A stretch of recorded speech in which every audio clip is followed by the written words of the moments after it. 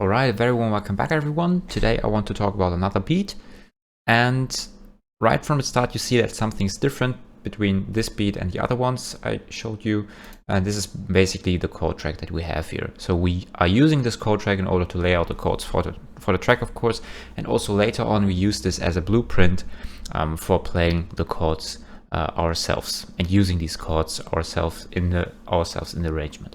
So let us just play back the signal and listen to the first bars, and then we'll break everything down again.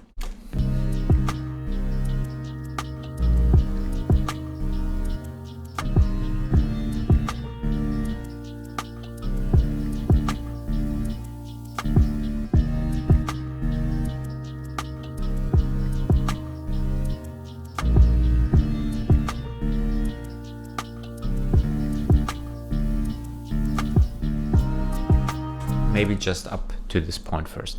So we have a very classic bass, classic drum loop again. I'm not talking about this in detail right now.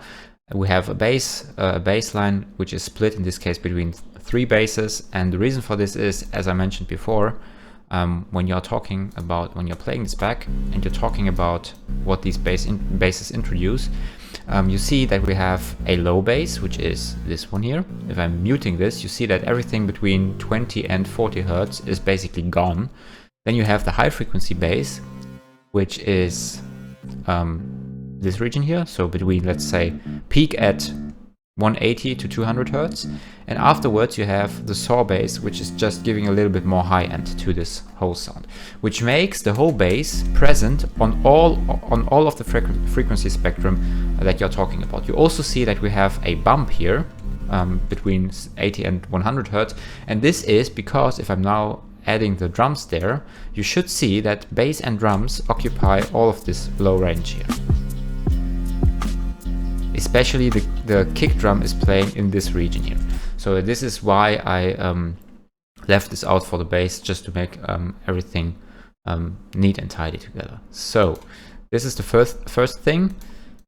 Now, second thing, we now played back a little bit more. Maybe let's start back at bar 9 again.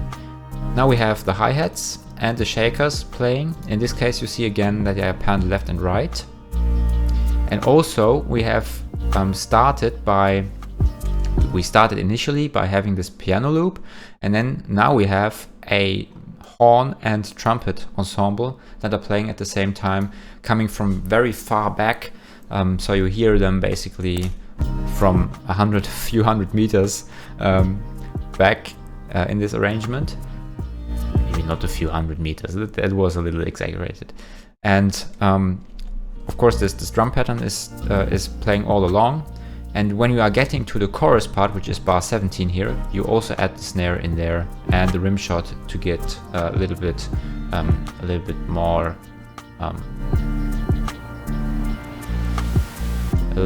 accent in these drums. You also heard that we have a rise and hit here. This rise and hit is actually self-made. I can quickly show you how. So you see that we have retro lock here, we have the noise oscillator here put to 100%, and you see this cutoff. And if you just watch closely, you see that the cutoff is automated.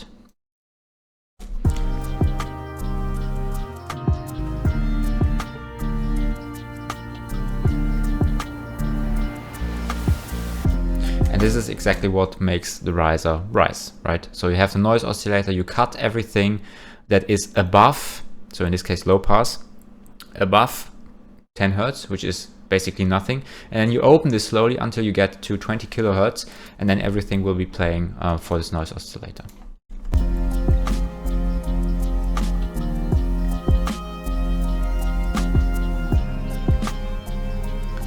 Now we are getting slowly to the position where we are going to the chorus probably, and to the piano playing.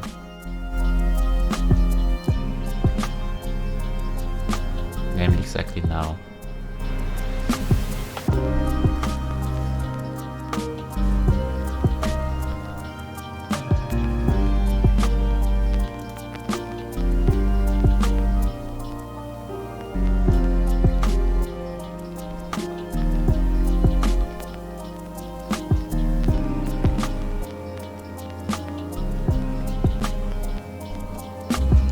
this is a live plate, as you can see, probably. We have, and this is where the chord track comes into play. We have a C minor chord here, but in this case, I added some stuff. So we have basically the 9, which is resolved. So D is the 9 of C, which is resolved back to the C, so to the octave basically. Then you have the minor 3 here. So first step, 5th step, the 9 to the 8. Then you have the 3 here, the 5 again, and then you have the octave here. And this would be the minor 7, the octave. Then you have the minor 3rd here, and here you have the 9 again. So yeah, and then you have this pattern which is going through all of these chords, playing these chords in a very wide range, and coming back to this format here. Here you see that we have a different chord, in this case C minor with F in the bass, which is quite unusual because the F is usually the 4 in C. And if you remember that the C minor chord would have the C, the E flat, and the G, and if you now add the F and E flat would be certainly clashing because they are very close together. However, in this case it works because this F here, of course, they are played at the same time, as you can see, but they are played very quietly, so they do not interfere that much with each other. And in this case, when we're moving in bar 34, you see that the bass is doing something else, namely a short bass move, like here, to set an accent again.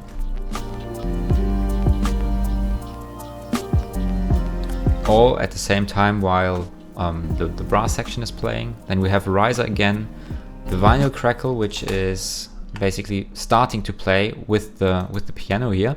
So, which essentially gives you the impression that you have the piano playing with the vinyl. So you basically have a piano from vinyl, playing from vinyl, which in this case fit very well, I think.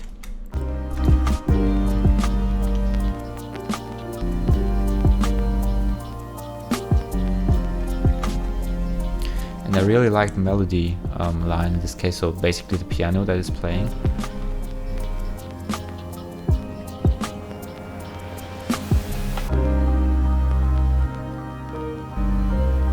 Also some accents with this loop here. I'm soloing this.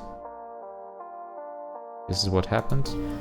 Then we have the piano loop that you learn from start, giving some very nice low texture.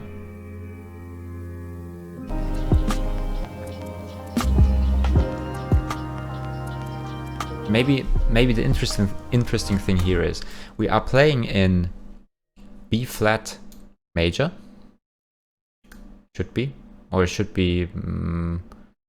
Yeah, actually, we are playing in C minor, and this loop here would initially be in B flat minor, as you can see here.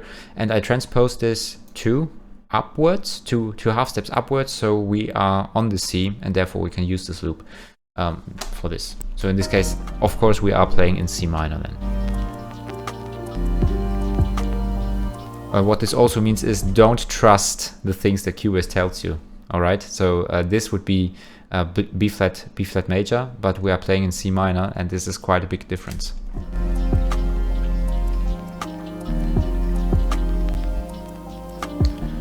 And here, as well as we had for all of these other songs before, apart from one, just imagine you are fading out here. So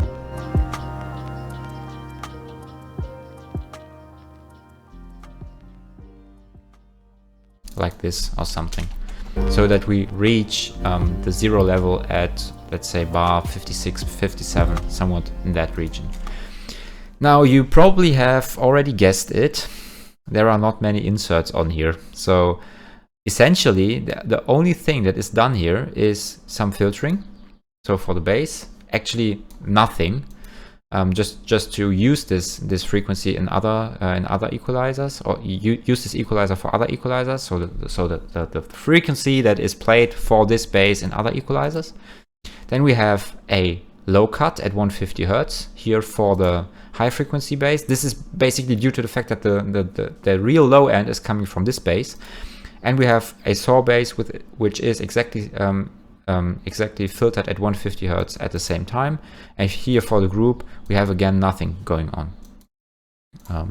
That was the wrong button, nothing going on. Right, so I could just remove those and it would be even tidier. But if equalizers do not change any frequencies, they do not induce any processing power. And then we have the short, medium, and long reverb, which are then mixed for the particular channels here. And we'll probably talk about this in a later video as well. Then we have the obligatory drum reverb again, and that's it. So what this especially shows you is if you have good samples and if you have a good idea of what you can do with those, you do not actually need that much post-processing in terms of inserts or anything else, just because it sounds very good out of the box already. And I think this is a very good example to show you this. So you do not need that much in order to get good sounding beats. And I feel this beat is very well done. Not to brag, but in the whole sense of the harmonies and theory that went into this. And yeah, I think we're going to talk about more in the future.